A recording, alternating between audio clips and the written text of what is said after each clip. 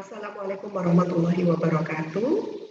Pada sesi kali ini, saya Dr. Anta Karen Nugrohowati, MSI, Spesialis Fisik Klinik, akan menyampaikan bagaimana persiapan puasa Ramadan untuk diabetesi atau untuk penderita diabetes.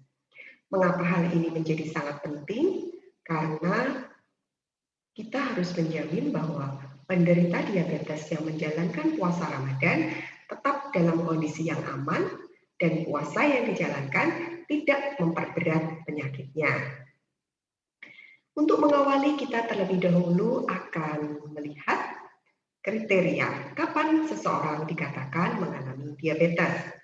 Berdasarkan Perkeni tahun 2019, kriteria pertama untuk diabetes adalah pemeriksaan kadar gula darah puasa lebih dari atau sama dengan 126 mg per desiliter. Pemeriksaan kadar gula darah puasa ini dilakukan setelah menjalankan puasa 8 jam pada malam hari. Kemudian kriteria yang kedua adalah pemeriksaan kadar HbA1c lebih dari atau sama dengan 6,5%. Pemeriksaan kadar HbA1c ini dapat menggambarkan kadar gula darah selama 3 bulan terakhir. Kriteria yang ketiga yaitu pemeriksaan kadar gula darah sewaktu lebih dari atau sama dengan 200 mg per desiliter. Kriteria yang keempat yaitu pemeriksaan gula setelah dilakukan tes toleransi glukosa, yaitu menggunakan asupan glukosa 75 gram atau setelah makan 2 jam. Hasilnya didapatkan lebih dari atau sama dengan 200 mg per desiliter.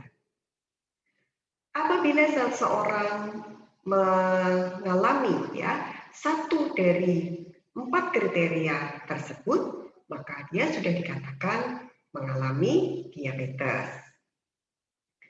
Nah, pada penderita diabetes ini, apa risiko yang bisa terjadi apabila penderita diabetes tersebut melakukan puasa?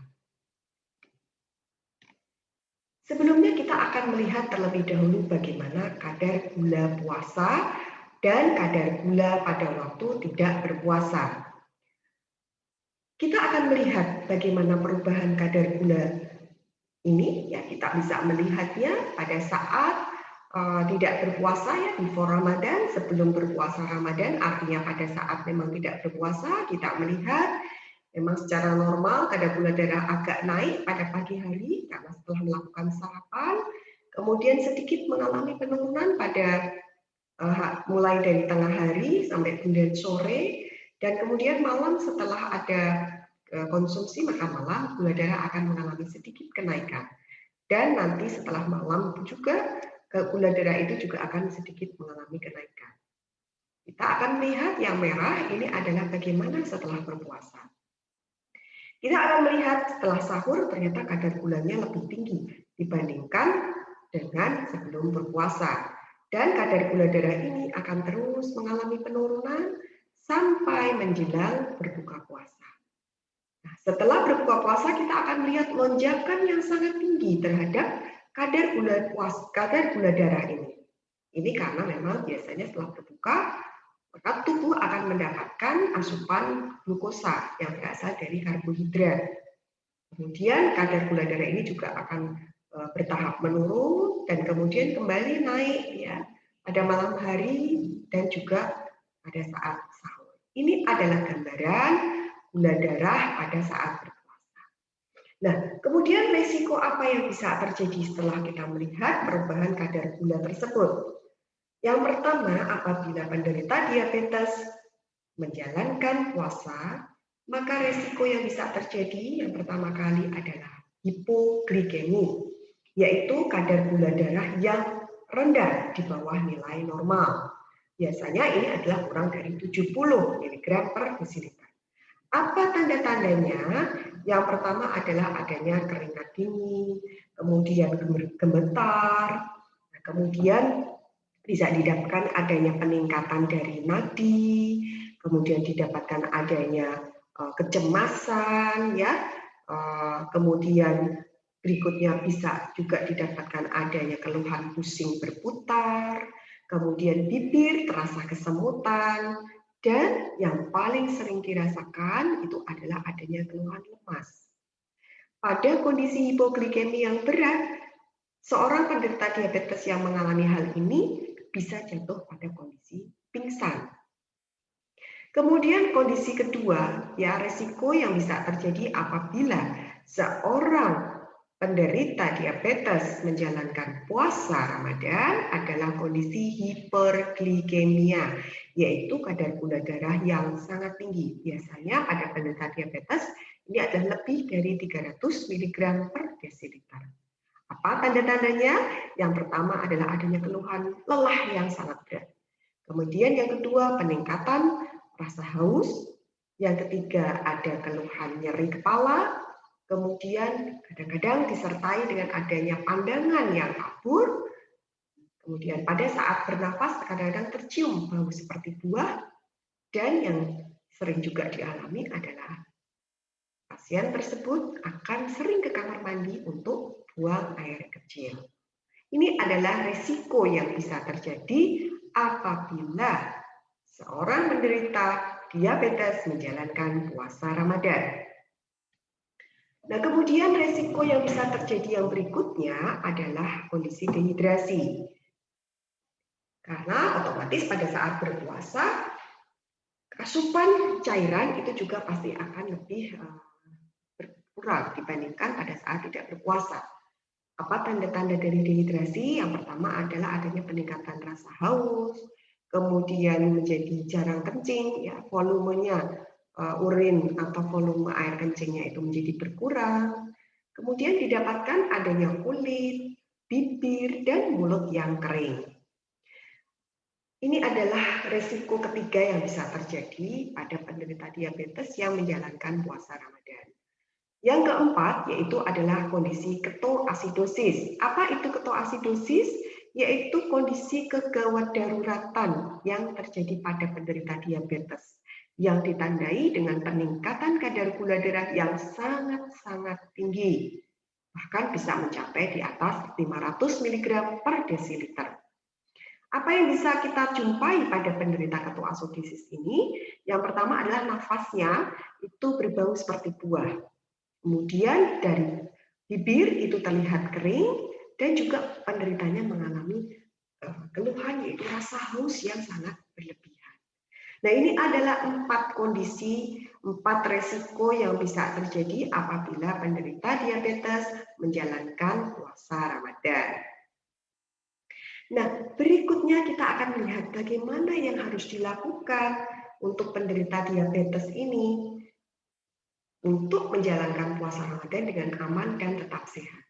Yang pertama, 6-8 minggu sebelum berpuasa sebaiknya memang berkonsultasi dengan dokter. Apa tujuannya? Satu, untuk memastikan dosis obat. Kemudian yang kedua, memodifikasi jumlah obat atau kapan waktu minum obat. Karena kadang-kadang ada yang minum 3 kali. Padahal ketika berpuasa tidak mungkin itu dilakukan. Sehingga harus segera pergi ke dokter. Kemudian di dokter kita juga akan dinilai apakah termasuk pada kategori yang risiko tinggi sehingga tidak boleh menjalankan puasa Ramadan. Dan kemudian yang berikutnya kita akan diberikan penjelasan apa saja yang harus dipantau jika menjalankan puasa Ramadan. Nah, berikutnya kita akan melihat kategori risiko pada penderita diabetes. Ada 3, yaitu risiko berat, risiko sedang, dan risiko yang ringan. Pada risiko yang berat, kriterianya apa saja? Yaitu pertama, penderita diabetes itu pernah mengalami kondisi hipoglikemi, yaitu kadar gula kurang dari 70 mg selama 3 bulan terakhir. Kemudian yang kedua, pernah mengalami koma atau penurunan kesadaran akibat gula yang sangat tinggi.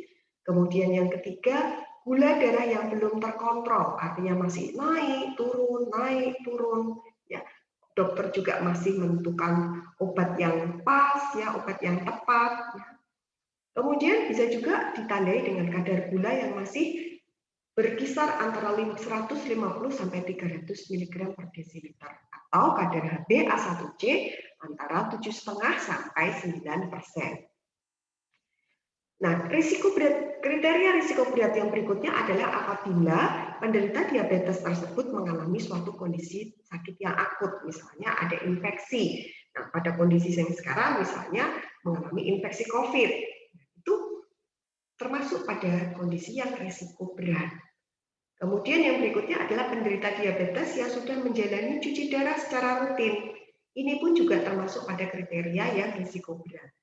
Atau kalaupun belum menjalani cuci darah secara rutin, maka dari hasil pemeriksaan fungsi ginjal itu sudah terjadi penurunan.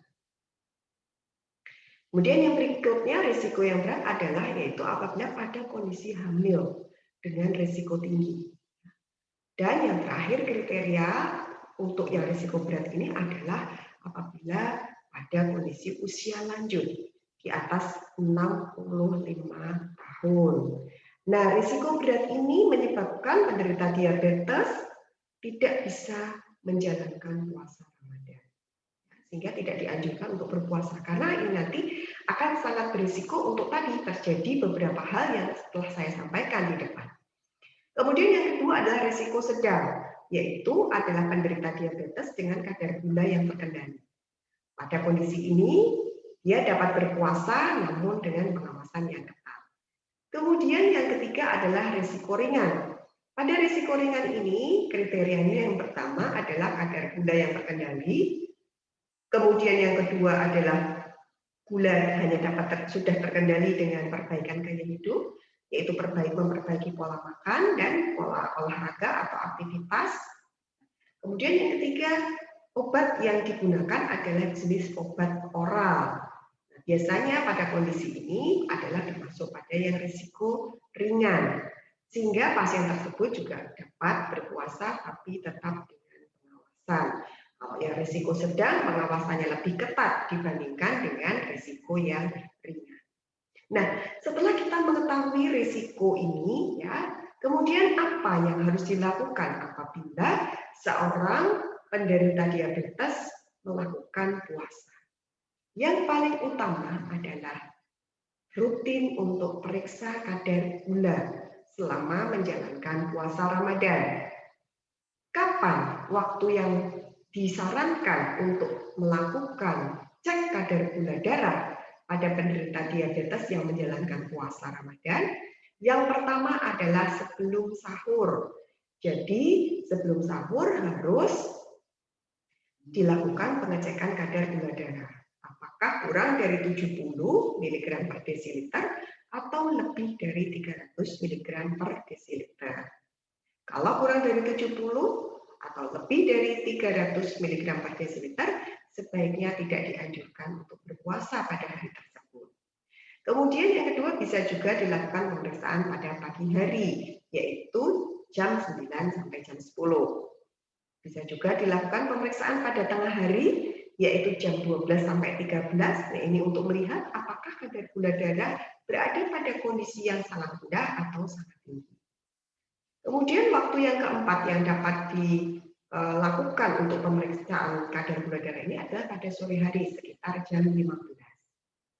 Dan kemudian waktu menjelang berbuka dan kemudian 2 jam setelah berbuka puasa itu juga disarankan. Dan yang terakhir yaitu kapan saja jika ada keluhan. Tadi keluhan baik itu keluhan hipoglikemi atau keluhan hiperglikemia atau keluhan-keluhan yang lain. Nah, paling tidak kita bisa melakukan cek kadar gula darah untuk diabetisi atau penderita diabetes yang menjalankan puasa Ramadan itu adalah 1, sebelum sahur. Kemudian yang kedua adalah tengah hari atau sore hari. Kemudian yang ketiga adalah 2 jam setelah menjalankan berbuka puasa. Nah, ini adalah waktu-waktu dan ini adalah pemantauan yang harus rutin dilakukan untuk penderita diabetes yang menjalankan puasa Ramadan. Nah, kapan harus segera berbuka atau menghentikan puasa? Yang pertama adalah pada saat dijumpai kondisi kadar gula kurang dari 70 atau lebih dari 300 mg per desiliter. Apabila pada saat dicek kadar gula darah sekitar 70 sampai 90 mg, maka bisa diulang kembali untuk periksa darahnya. Cek kadar gulanya adalah 1 jam kemudian. Kemudian apabila ada tanda-tanda hipoglikemi, hiperglikemi, dehidrasi, atau mengalami kondisi, maka harus segera berbuka atau menghentikan puasa. Nah, tadi sudah disampaikan di depan, tanda hipoglikemi apa saja? Ya, terutama di sini biasanya penderitanya akan mengalami keringat dingin, berdebar-debar, rasa lapar yang sangat berat, bisa terjadi kondisi yang bingung, kesadaran menurun, ya, bahkan bisa terjadi kondisi yang kalau yang itu adalah pingsan. Kemudian yang ketiga adalah bagaimana tanda hiperglikemi, tadi sudah dibahas juga di depan, yaitu adanya rasa haus yang sangat berat, kemudian kondisi lebih sering kencing, lemas, bisa dijumpai kondisi yang pasien itu mengalami sedikit bingung, ya, mengalami perubahan untuk kesadarannya, kemudian ada keluhan mual, muntah, dan juga nyeri pada perut.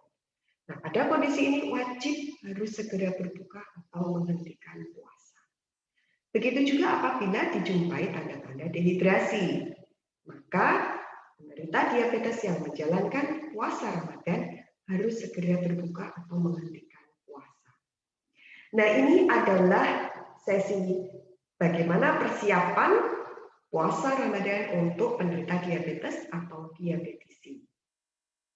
Sehingga harus kita lakukan persiapan tentunya sebelum Ramadan.